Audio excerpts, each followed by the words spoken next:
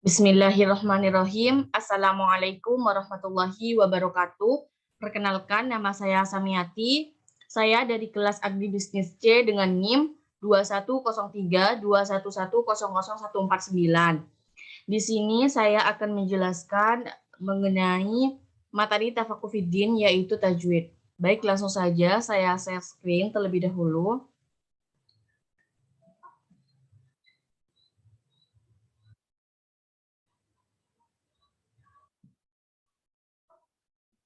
Di sini saya sudah buat PowerPoint ya mengenai tajwid. Mungkin teman-teman sudah tidak asing lagi dengan kata tajwid karena sudah mulai dari madrasah ibtidaiyah sampai mungkin madrasah aliyah sudah diajari dengan tajwid, dan dalam membaca Al-Qur'an itu kan wajib menggunakan tajwid. Jadi mungkin teman-teman sudah tidak asing lagi dengan kata tajwid. Nah, tapi di sini saya akan mengulas kembali, mungkin dari teman-teman ada yang lupa tajwid itu apa. Jadi tajwid secara harfiah bermakna melakukan sesuatu dengan elok dan indah atau bagus dan membaguskan. Tajwid berasal dari kata jawadah yujawidu tajwidan dalam bahasa Arab yang artinya membaguskan. Dalam ilmu qiraah, tajwid berarti mengeluarkan huruf dari tempatnya dengan memberikan sifat-sifat yang dimilikinya. Jadi dalam membaca Al-Qur'an itu kita wajib menggunakan tajwid sehingga bacaan Al-Qur'an kita itu menjadi bagus, menjadi elok, menjadi indah seperti itu. Nah, di dalam tajwid ini ada salah satu hukum bacaan nun mati dan tanwin.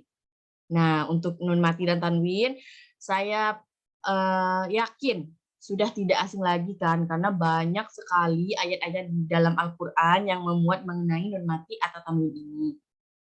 Tapi di sini saya akan mencoba mengulang kembali. Jadi bacaan nun mati atau tanwin itu dibagi menjadi 5,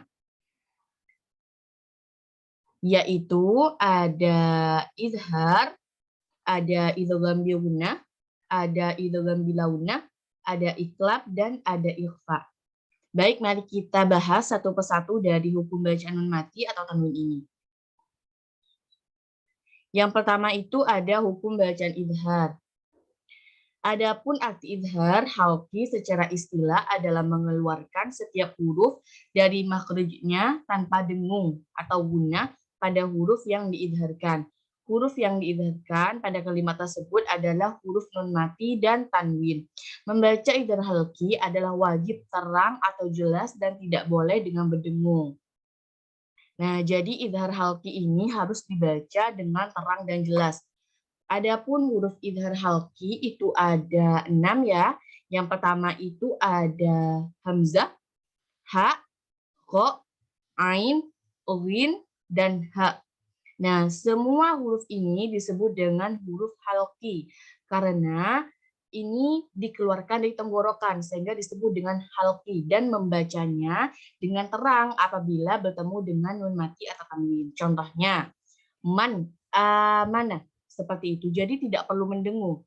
Min hadid, man khaffat, min alaq, min willin, man huwa, seperti itu.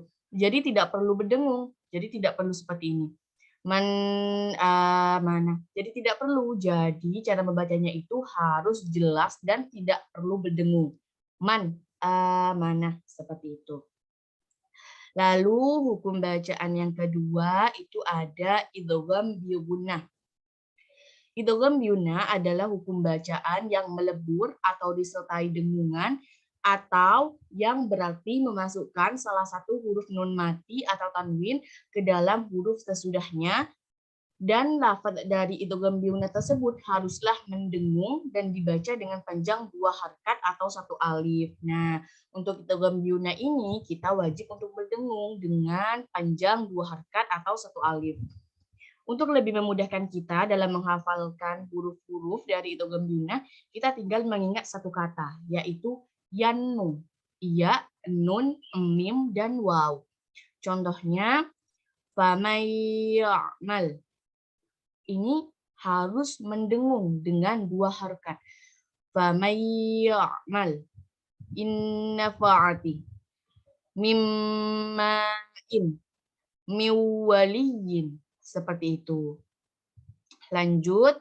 Selanjutnya ada hukum bacaan idgham bila gunnah. Idgham bila gunnah artinya melebur tanpa dengung atau maksudnya memasukkan huruf nun mati atau tanwin ke dalam huruf sesudahnya tanpa disertai dengan suara yang mendengung. Nah, kalau idgham bila gunnah ini berbeda dengan idgham gunnah. Jadi kalau idgham bila gunnah ini tidak perlu mendengung, akan tetapi memasukkan huruf nun mati atau tanwin ke dalam huruf sesudahnya. Hurufnya itu ada dua, yaitu lam dan ro. Contohnya, khairul laka, ghafurur rahim. Khairul laka, ghafurur rahim. Jadi seperti itu, tidak boleh membaca khairun laka. Itu tidak boleh, jadi harus dimasukkan khairul laka, ghafurur rahim. Seperti itu. Lanjut ada hukum bacaan iqlab. Iqlab adalah salah satu bagian dari hukum nun mati dan tanwin. Menurut bahasa, iqlab artinya mengganti. Sedangkan menurut istilah ilmu tajwid, iqlab artinya mengganti bunyi bacaan nun mati atau tanwin menjadi mim. Jadi kalau iqlab ini mengganti huruf iqlab jika bertemu dengan nun mati atau tanwin itu baik tanwin fathah, tanwin kasroh, tanwin dhamma itu diganti dengan bunyi mim. Itu hurufnya cuma ada satu yaitu ba. Contohnya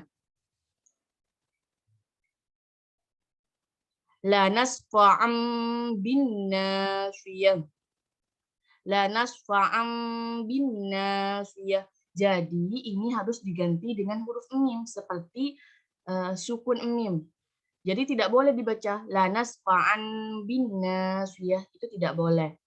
Hillum bihadzal balad kiramim bararong. Seperti itu. Jadi seperti mengucapkan huruf mim. Lanjut, yang terakhir itu ada hukum bacaan ikhfa. Jadi ikhfa ini hurufnya lebih banyak ya dari hukum bacaan nun mati atau tanwin yang lain. Ikhfa adalah menutupi atau menyamarkan. Selain itu, secara istilah pengertian ikhfa adalah menyamarkan nun sukun ataupun tanwin karena adanya timbul suara dengung dengan panjang dua harkat atau satu alif apabila bertemu dengan huruf ikhfa. Jadi ini ikhfa harus didengungkan dengan panjang dua harkat atau satu alif. Adapun huruf ikhfa itu ada 15, yaitu ada ta, jim, dal, dal, zai, sin, shin, shad, dhad, po, za, fa, qaf, dan kaf.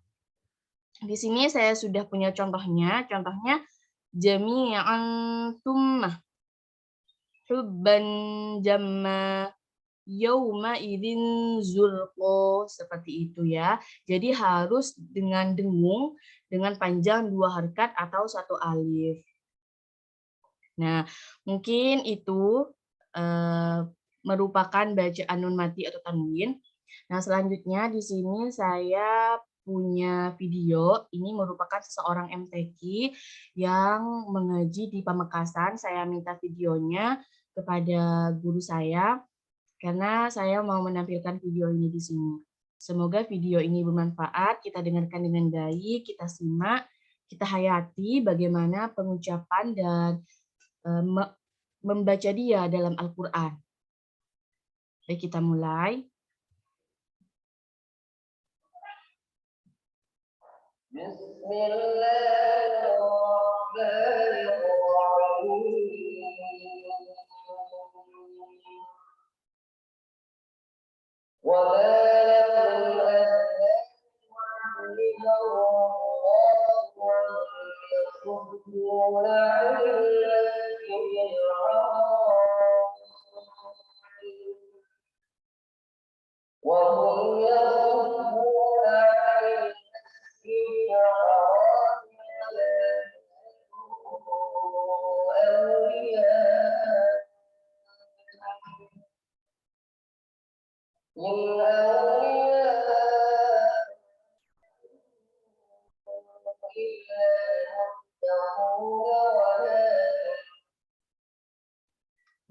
itu videonya cukup singkat, tapi semoga bermanfaat. Dari video ini kita bisa dengar bagaimana pengucapan makhrajul hurufnya, bagaimana tajwidnya, seperti itu.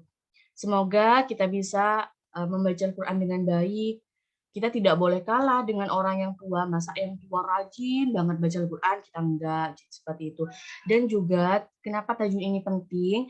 Karena salah satu huruf saja di dalam membaca Al-Quran itu mengurangi atau menambah ke dalam suatu maknanya.